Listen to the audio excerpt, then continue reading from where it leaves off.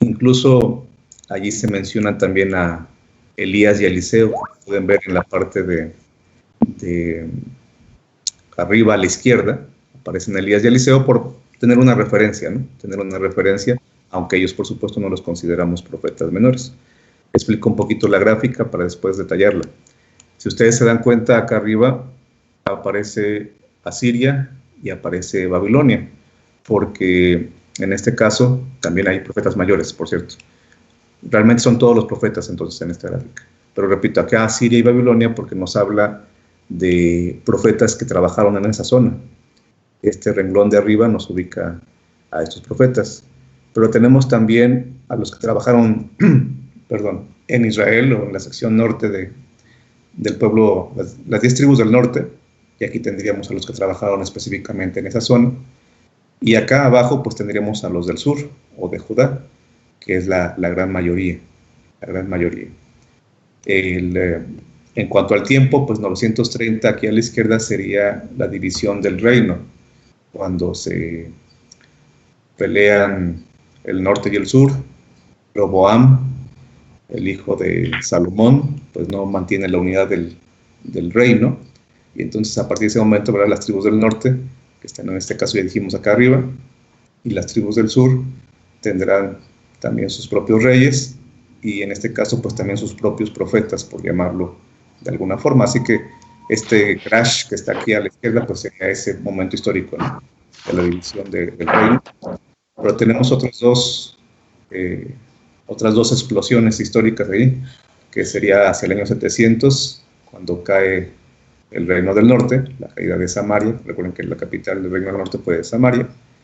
Y acá abajo, en el sur, el crash final pues será el 586, cuando el imperio babilónico destruye el templo. Ya lo había invadido 2 veces, había invadido a Jerusalén 2 veces, pero la tercera fue la definitiva, la tercera incursión babilónica en el 586, y ahí ubicamos a un profeta, como lo veremos más adelante.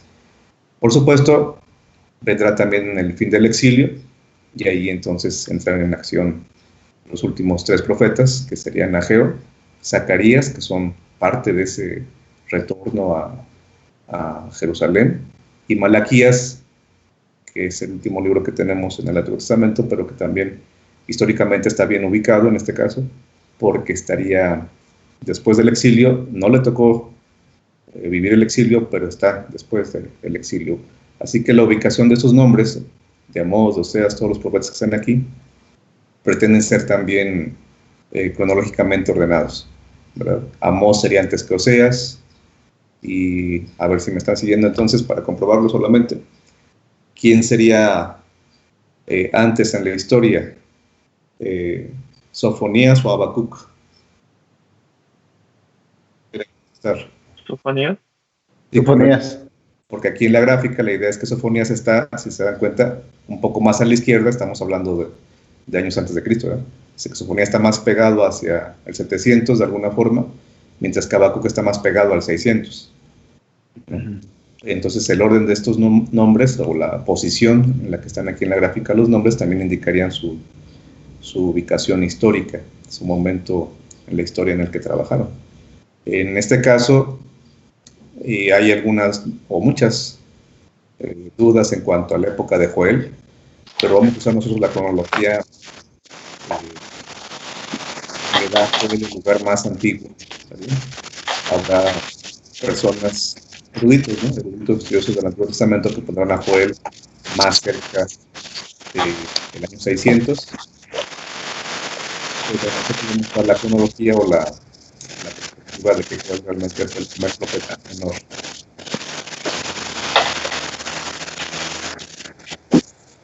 ¿Se escucha? Sí, hay un ruido. Yo estoy aquí, ¿no? Sí, es el. Ok. Sí, ya se quitó. Bueno, entonces este sería el mapa en el tiempo, que les recomiendo no dejen de visitar cada vez que tengan que ubicarse a la hora de predicar, a la hora de leer a un profeta.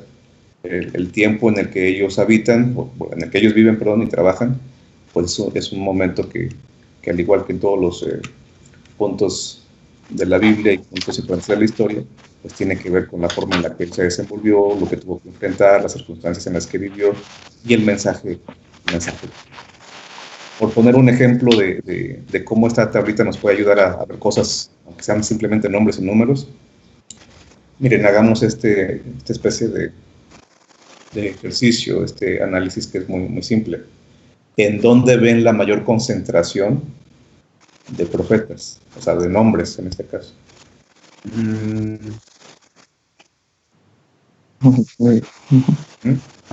Y cercano entonces a... ¿Sí? Es decir, seguramente que hubo más profetas, si tenemos en la Biblia profetas que ni siquiera escribieron libros, pero sabemos que existieron varios profetas, y en este caso es seguro que hubo más profetas, pero Dios escogió poner en la Biblia, o no, en lo que nosotros llamamos Biblia, tener un grupo de profetas con una concentración especial hacia la caída de Jerusalén, hacia el momento en el cual Babilonia iba a empezar a tomar el poderío mundial. Allí es donde está la mayor concentración. Si se fijan, tenemos básicamente en el lado del sur a 4 profetas que están muy, muy cercanos, desde Sofonías hasta Habacuc, Abdías, que le toca ya un momento crucial en ese pacto babilónico. ¿Quién está cocinando?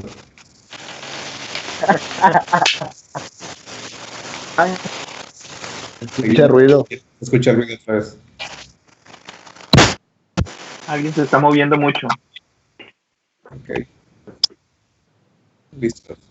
Bueno, y acá arriba tendremos también a Daniel y Ezequiel, que aunque no compartieron el mismo punto geográfico que los 5 que ya mencioné de acá abajo, son en la misma época, tienen que ver con Babilonia.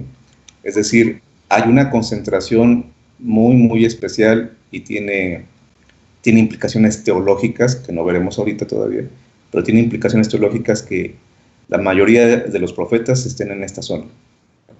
No es casualidad. Dios pudo haber llamado también acá a otros 10 profetas en el tiempo de Amós o de Oseas, o pudo haber llamado a otros 10 profetas en el tiempo después del exilio. Pero la mayor concentración de los profetas está en el punto anterior, muy cercano a Babilonia, de la incursión babilónica, y durante el imperio babilónico.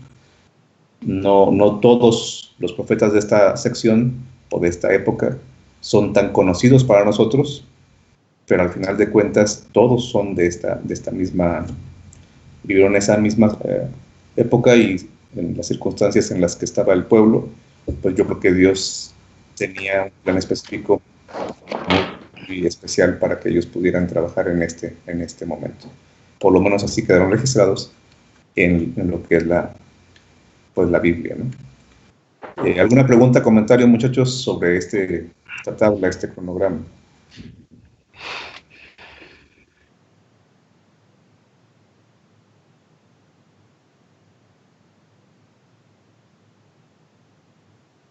El orden que tenemos en la Biblia responde a que la Septuaginta los puso así.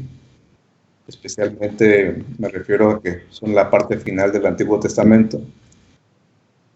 Y que sean este grupo que nosotros llamamos profetas menores, pues eso sí lo ubicaron desde el canon hebreo. El canon hebreo le llama el libro de los 12. En el libro de los 12 ya aparecen desde Oseas hasta Malaquías. A ellos, los judíos, durante muchos años han tenido a los profetas divididos en los profetas anteriores y los profetas posteriores, ¿no? Entonces, entre los profetas anteriores, recuerdan que vimos que incluso Samuel y Reyes son profetas para ellos. Y entonces también los anteriores pues estarían Isaías, Jeremías, Ezequiel, Daniel no, hasta Ezequiel. Y ya el libro de los 12 pues serían lo que nos llamamos los profetas menores. Ellos lo tenían en la segunda sección. ¿Se acuerdan que la Biblia hebrea es Torah, Neviim y Ketuvim? Entonces los profetas anteriores y profetas, el libro de los 12, para ellos están en la segunda sección del Antiguo Testamento. Nosotros los tenemos al final del Antiguo Testamento, pero sí pertenecen a ese grupo que los israelitas le han llamado durante muchos años los profetas, el libro de los 12, perdón. así los agruparon ellos, en el antiguo, bueno, lo que nosotros llamamos Antiguo Testamento. ¿Alguna otra pregunta que tengan sobre las fechas, sobre el orden?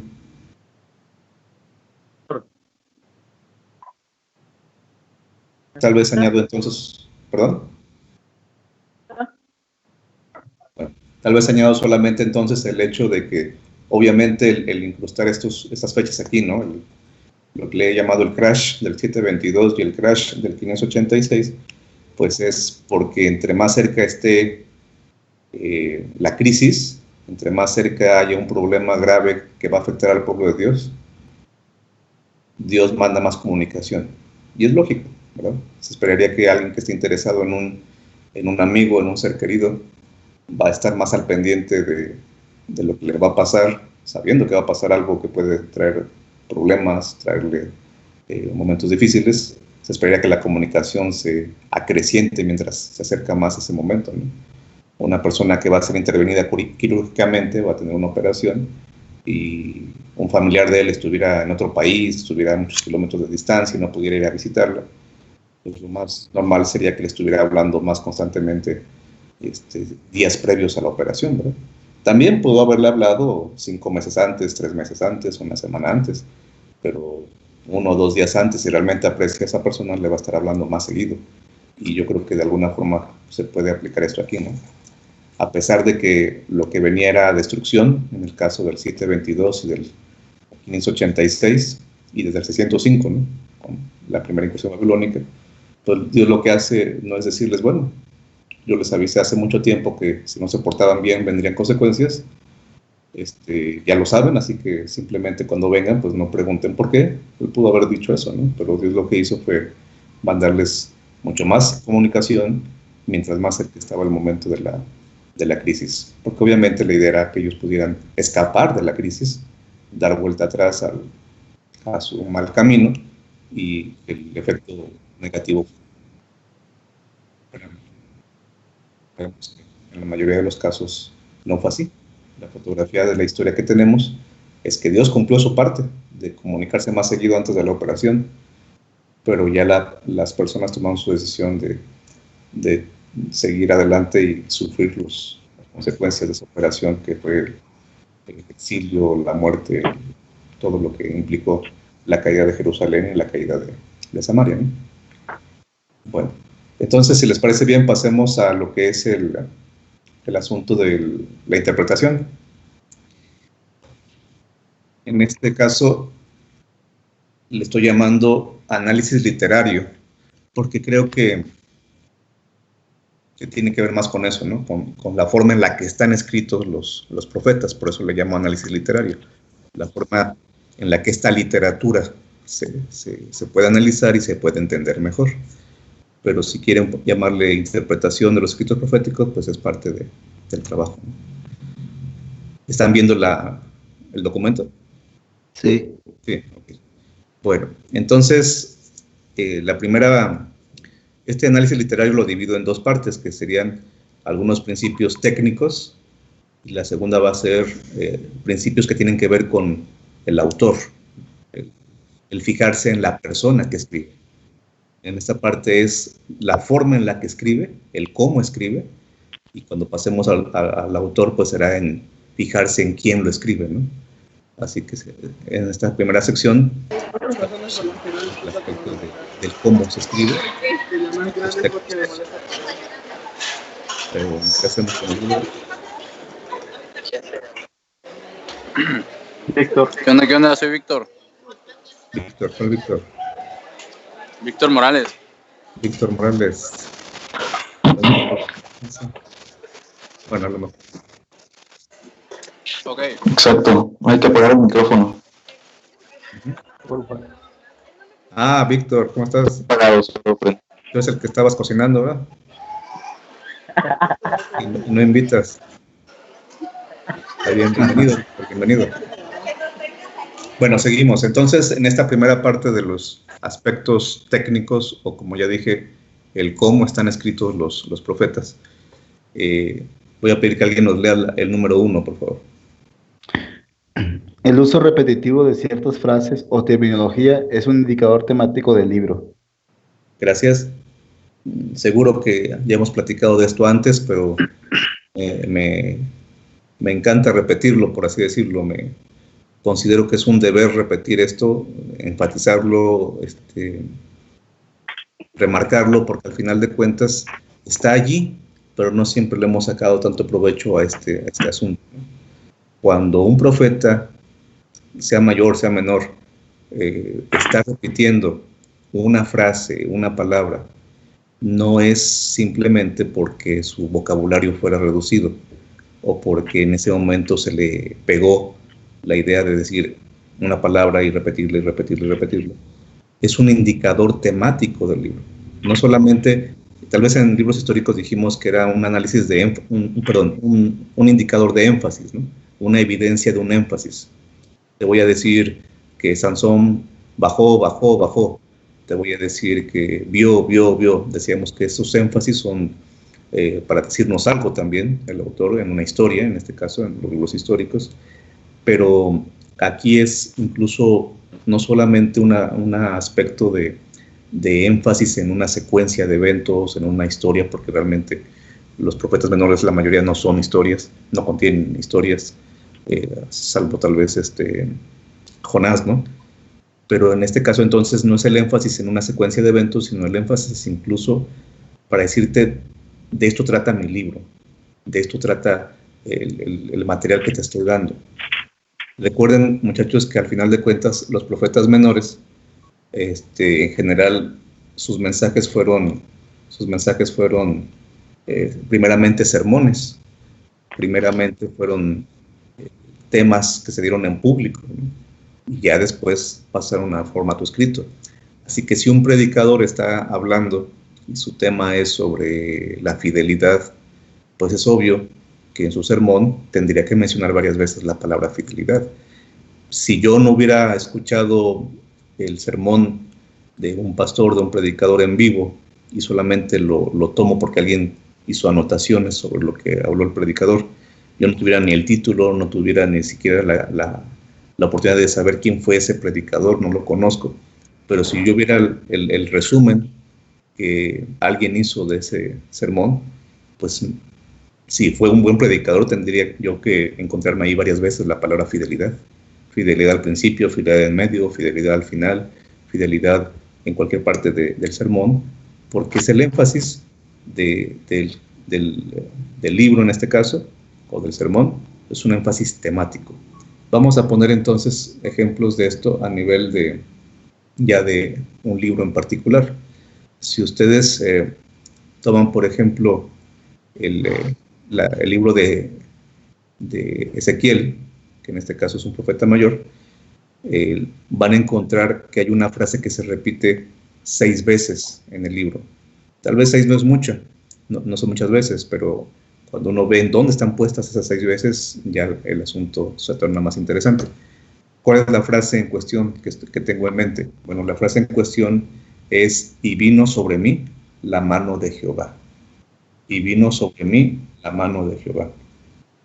A simple vista, esa frase sería simplemente, pues, tal vez nos haría decir, pues es una forma de expresarse, ¿no? Un profeta dice: Dios me ayudó a tener la visión, Dios me capacitó, de alguna forma me utilizó para dar un mensaje, y pues lo voy a poner así, ¿verdad? Vino sobre mí la mano de Jehová. Sin embargo, si ustedes se fijan en esta ilustración, ¿alcanzan a ver esto de Ezequiel? Si ustedes se fijan aquí, algo pasó con Genudo.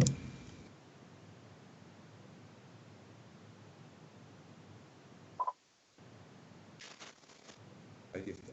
Si ustedes se fijan la forma en la que Ezequiel distribuyó la frase la mano de Jehová, esa frase la puso en 3 versículos al inicio del libro, en la primera mitad del libro, y luego en 3 versículos en la segunda mitad del libro. Ahorita no vamos a ver todo esto de sección de juicio, sección de restauración, solamente quiero que noten que una sola frase te ayuda a entender el tema del libro. Porque la mano de Jehová sobre mí, Ezequiel hablarnos de la gloria de Dios, del Espíritu Santo y de la destrucción de Jerusalén. ¿Cómo pude encontrar esto? Pues porque revisé cada vez que se repetía esta frase y fui viendo que había un parecido entre el versículo 1.3, y en este caso el 41, o el 3.22, el 37.1, el 8.1, el 33.22, y eso me llevó a ver que ese parecido era un tema en común.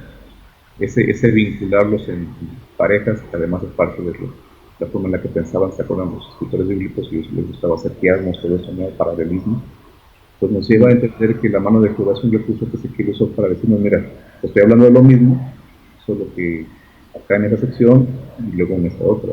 Estoy hablando de esto mismo, del Espíritu Santo al inicio, pero también te hablo del Espíritu Santo al final. Te estoy hablando de por qué cayó Jerusalén y te estoy hablando de cuándo cayó Jerusalén. Y para todo eso uso una misma frase. Entonces, los profetas menores es mucho más fácil, porque aquí tiene 48 capítulos. Pero si ustedes toman un profeta menor como el de Habacuc, que es uno de los que más me gusta, pues obviamente es mucho más fácil porque solamente tienes 3 capítulos. Y ahí te puedes dar cuenta de algunas palabras que se van repitiendo y cómo estas influyen en el desarrollo temático de tu libro. Pongamos un ejemplo de Habacuc precisamente. Si ustedes tienen ahí su Biblia, por lo menos en tu teléfono, quiero que me ayuden a encontrar el versículo que dice, a ver quién encuentra primero, el versículo que dice, aviva, es en el capítulo 3, donde Habacuc le dice al profeta que avive su obra. Avívala en medio de los... El verso 12. ¿Perdón? El verso 12, sí. El 2, léelo por favor. Jehová, he oído tu palabra y temí. Jehová, aviva tu obra en medio de los tiempos. En medio de los tiempos, hazla conocer. En la ira, acuérdate de la misericordia. Okay. La palabra obra en este caso, gracias Josué. La palabra obra en este caso, allí dice que la petición que hace Habacuc es que Jehová avive esa obra, que la avive en medio de los tiempos. Si yo busco esta palabra, la palabra obra, en el libro de Habacuc, me voy a dar cuenta que también aparece en el capítulo 1. A ver si me encuentra ahora en el capítulo 1. Especialmente cuando ya Dios está respondiéndole al profeta a partir del versículo correcto. Léelo, por favor.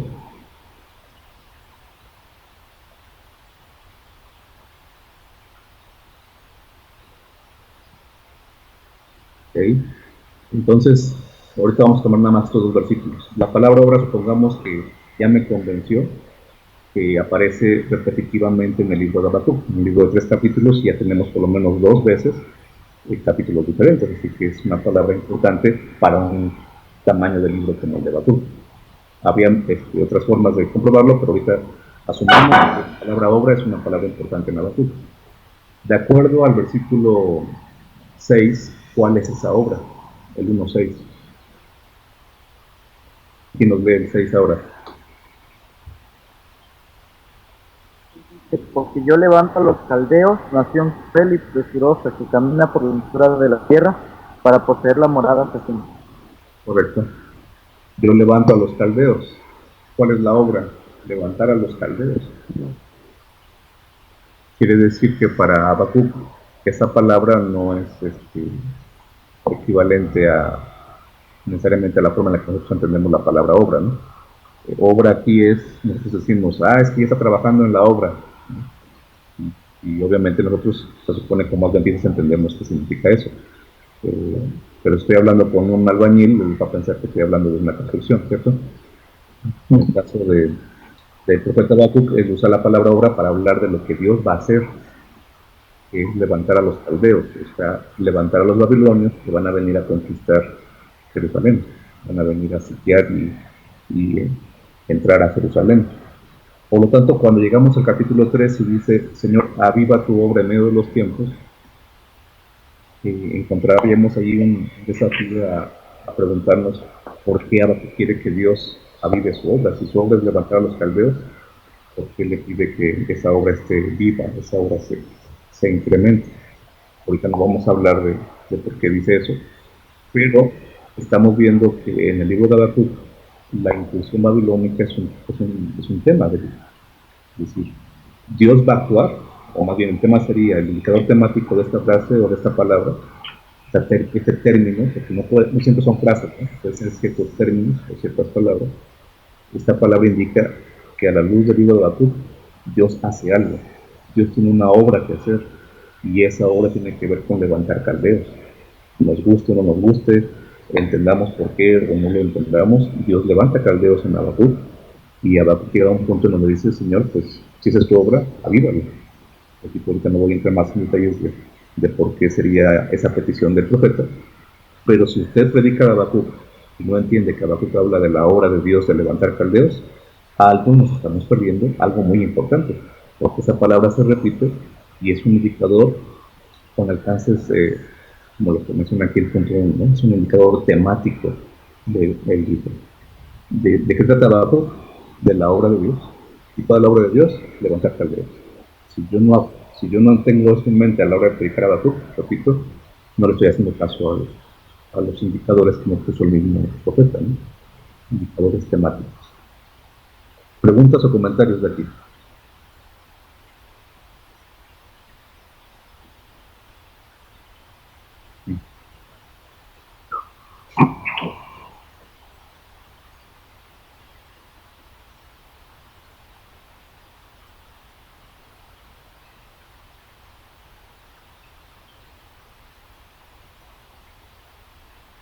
Correcto.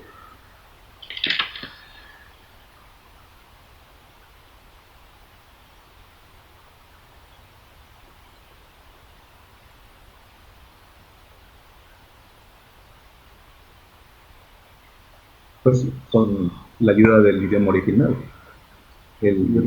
Cuando uno va leyendo el texto, y para eso hay que usar versiones que no sean parafraseadas, ¿no? Para estudios como estos, recuerden, no hay que usar traducciones como la Dios hablaba hoy o la nueva traducción en literal. Las Biblias no serían las mejores. Tenemos que usar una Reina Valera, una Biblia de Jerusalén, porque normalmente ellos van a tratar de mantener un término, normalmente lo van a mantener estable o constante, ¿no? Cuando en hebreo, a la hora de traducirlo del hebreo al español. Entonces, cuando uno va leyendo, ir subrayando, ir detectando esas repeticiones. Esto es más que nada un asunto de, ¿cómo les diría? De estar atento, ¿no? De estar con una especie de memoria que te prende así la luz, ¿no? Aquí está el término, esto yo mencionó que ya lo vi, esto mencionó que ya lo mencionó el profeta un capítulo antes, dos capítulos antes, y entonces ir tomando algunas notas, ir subrayando lo que sea. Para entonces, una vez que tenemos ya esa sospecha de que ese término se repitió, lo busco en el hebreo, ¿no? Con la ayuda de los programas que tenemos como el BW, busco ahí la palabra, busco el término, y me fijo que en hebreo es el mismo, me aseguro que en hebreo es el mismo, que la frase está escrita igualita, entonces ahí no hay pierde. Ya puedo incluso hacer la búsqueda en el mismo programa, tal cual como viene en hebreo, y a lo mejor hasta me salen más ocasiones. Porque pudiera ser que la palabra obra en Habacuc, a lo mejor aparece más veces, pero en español en una ocasión le puse la palabra acción en lugar de obra, pero si me voy al hebreo, entonces voy a darme cuenta que es la misma palabra. Entonces, el primer paso es estar siempre atentos a leer la lectura. Debo hacer una lectura en donde yo estoy con todos los sentidos concentrados en ver repetición. Una vez que la detecto, compruebo con la ayuda del idioma original, ¿no? Porque de esa forma ya estaría yo seguro que el profeta está usando la misma palabra o la misma frase. Hay un caballero que sacó su doctorado en el Antiguo Testamento en Andrews, hace como unos 5 años tal vez más. Él es invidente, no sé si en algún momento les conté de este caballero. Él, al ser invidente, pues obviamente tiene muy desarrollados otros sentidos, ¿no? En este caso el sentido de la audición, el oído.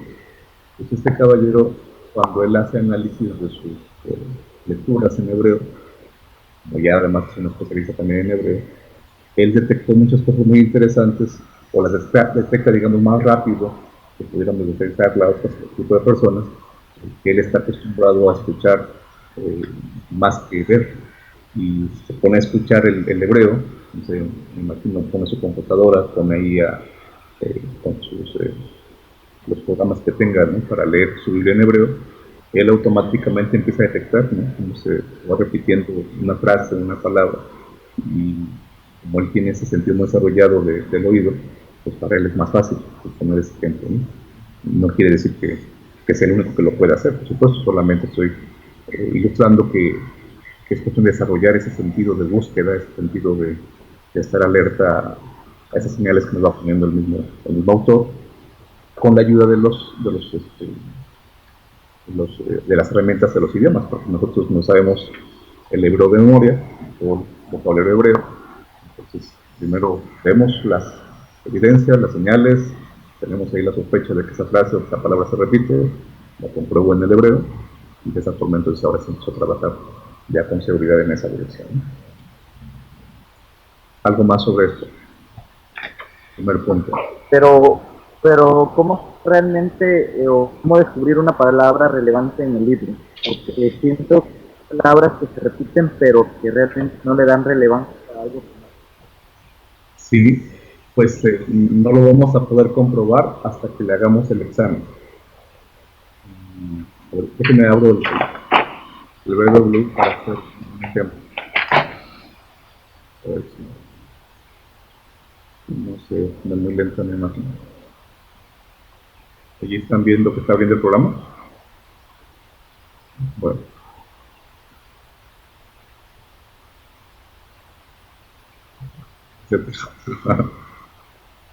Cierra el link. Entonces, vamos a poner el ejemplo que les estaba dando. Voy a trabajar ahorita con la Reina Valera 60, voy a poner la palabra obra. En este caso, bueno, vamos a hacer lo siguiente. No me acuerdo si les dije, pero es momento de que podamos aprovechar para decirlo. Si ustedes quieren hacer una búsqueda en el BibleWorks y contienen cualquier versión, en este caso estoy actuando con la número 6, que ya es una versión atrasadita, pero es muy ligera, por eso me gusta esta ahorita. Para limitar mi búsqueda a un solo libro, ustedes pueden decirle aquí en la pantalla, en la ventanita de comando, le van a poner la letra L, espacio, y la abreviatura del libro en el que quieren buscar solamente. En este caso, les voy a poner HAB, que es la abreviatura de Habacuc. Entonces le doy Enter, y cuando hago la búsqueda, punto obra, punto, porque es mi comando para hacer búsquedas de palabras, punto obra, le doy Enter, ya solamente me busco en Habacuc. ¿Está bien? Pues para limitar la búsqueda a un libro es L, de límite, espacio, y la abreviatura del libro en inglés. Recuerden que el programa viene en inglés.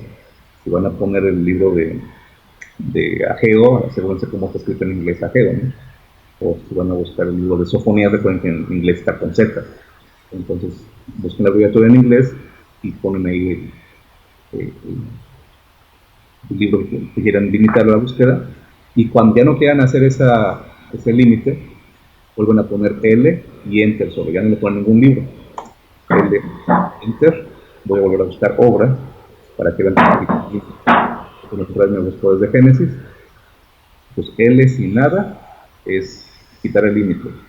L, espacio y la abreviatura del libro me lleva a solamente buscar en ese libro.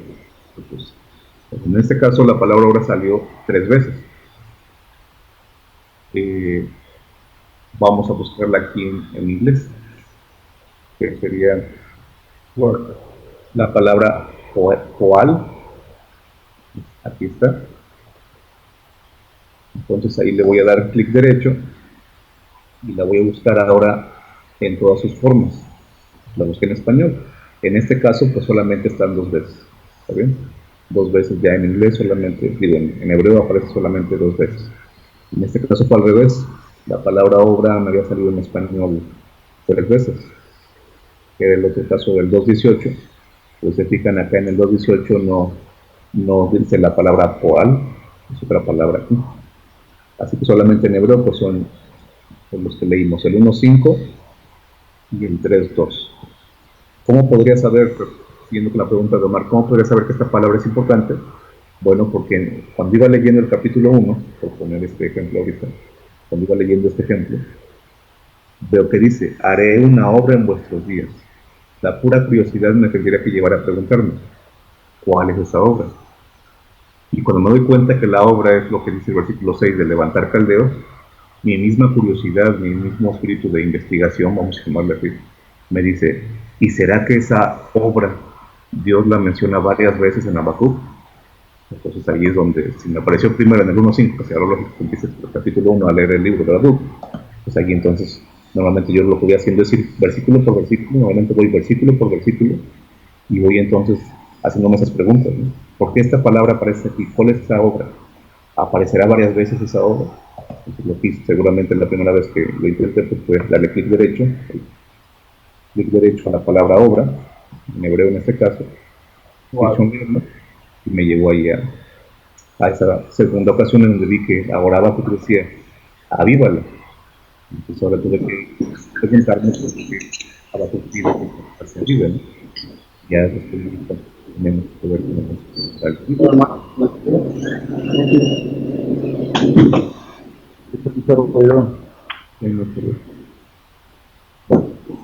básicamente, Omar, esa sería la recomendación que yo haría, ¿no? Es ir buscando libro versículo por versículo. Por eso les decía que en los profetas menores es mucho más fácil. Porque en los profetas menores hay muy poco material. Ok. Sí. Entonces, esa sería una forma de hacerlo.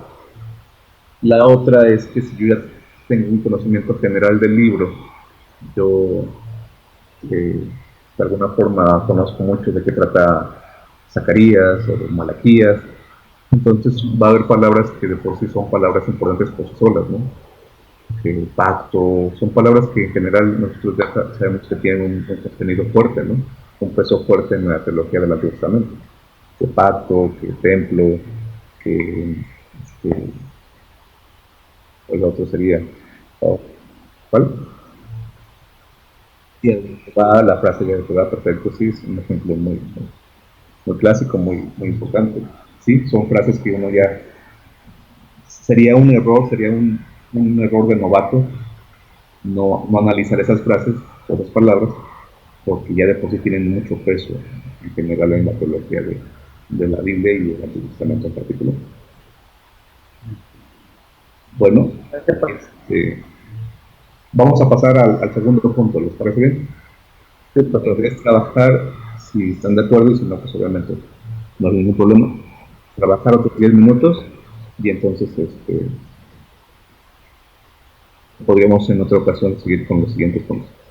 Avanzar con los siguientes puntos. En este caso, quiero que vayamos al número 3, que es una cosa que ya también hemos hablado en otro momento.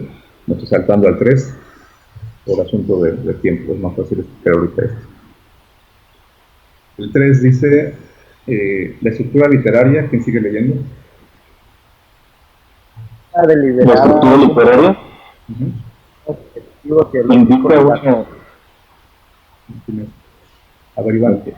Ok, dice, la estructura literaria indica una deliberada composición del autor, la cual tiene un objetivo teológico didáctico. Gracias.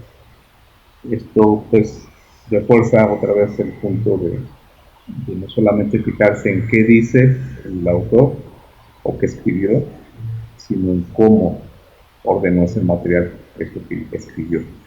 La estructura literaria, los quiasmos.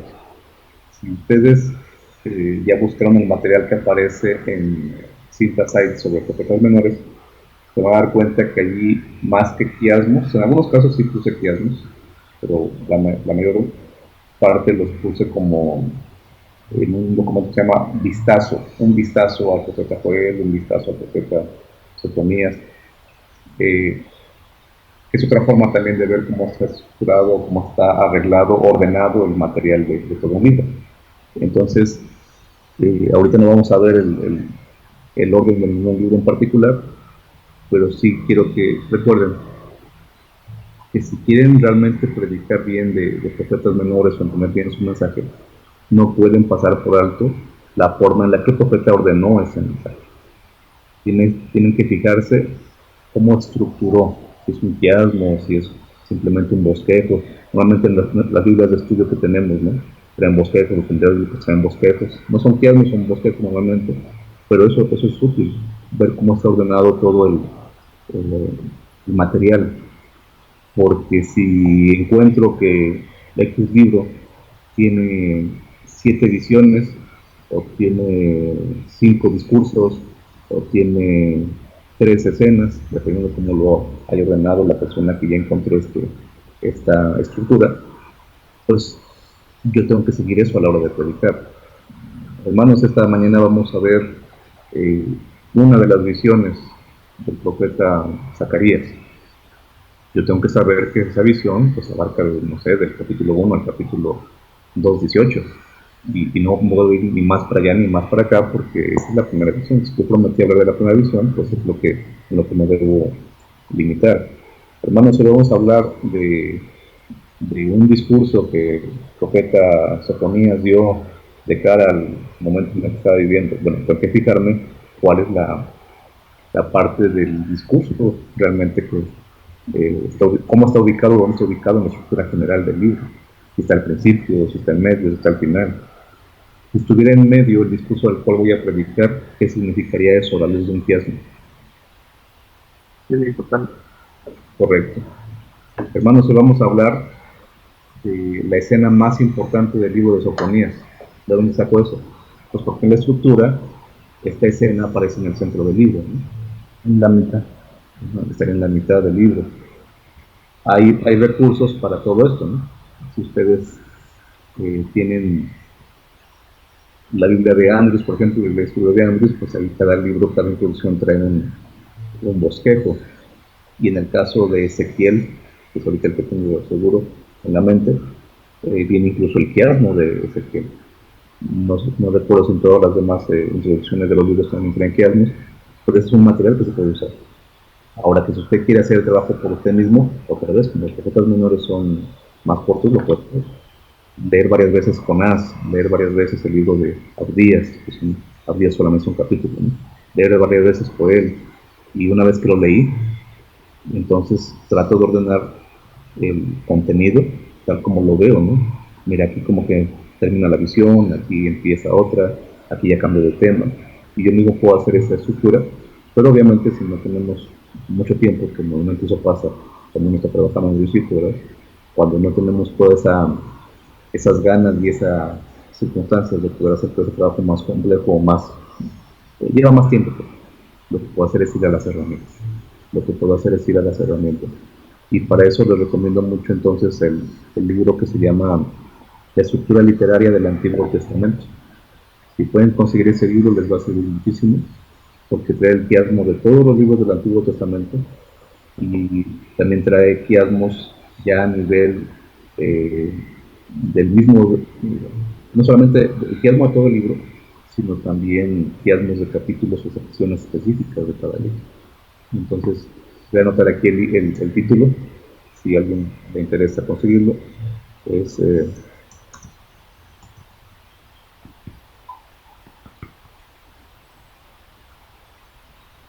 el autor es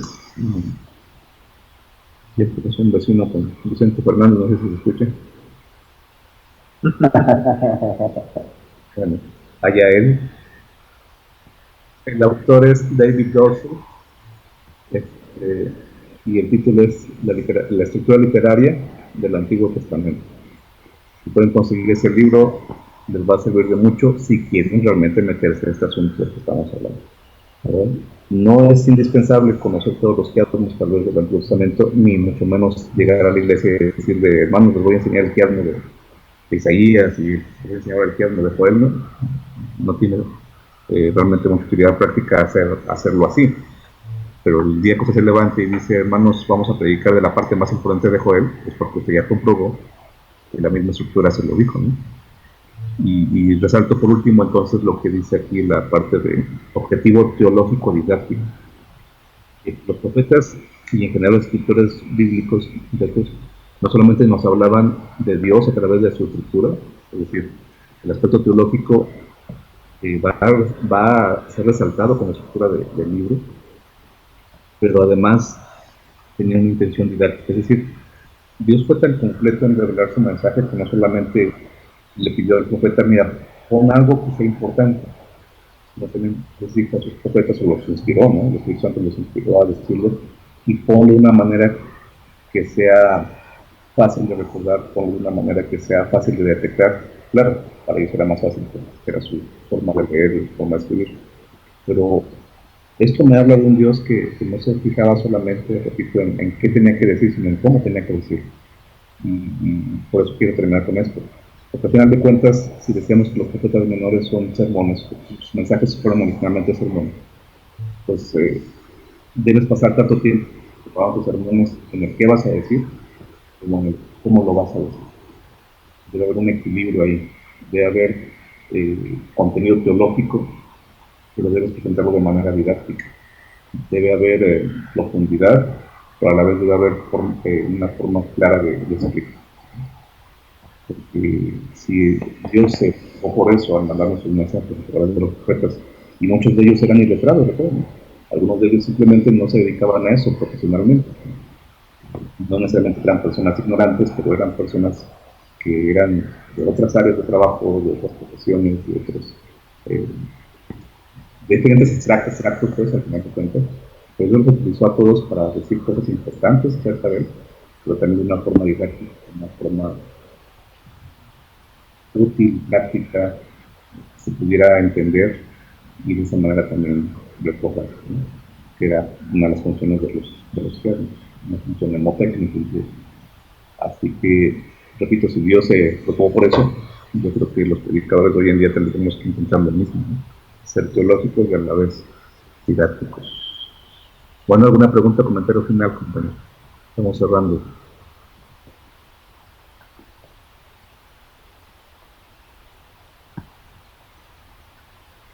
¿Todo bien entonces? Sí, pastor. Bueno, pues cuando se va Sí. pues, ¿cómo es? Cayendo el muerto y soltando el llanto, ¿no? Y estaba pensando eso, ¿eh? No, mira, el lunes que viene aquí estamos a 29.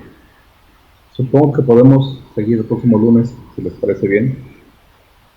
Podríamos ir el próximo lunes y de esa forma avanzar lo más que podamos así los días lunes, que es en teoría días que sería más fácil para mí conectarme, ¿no? ¿Alguna tarea? Pues? Perdón. ¿Alguna tarea? Tarea. Pues no había pensado en tarea, pero pues básicamente sí sería una invitación para todos en practicar esto, ¿no?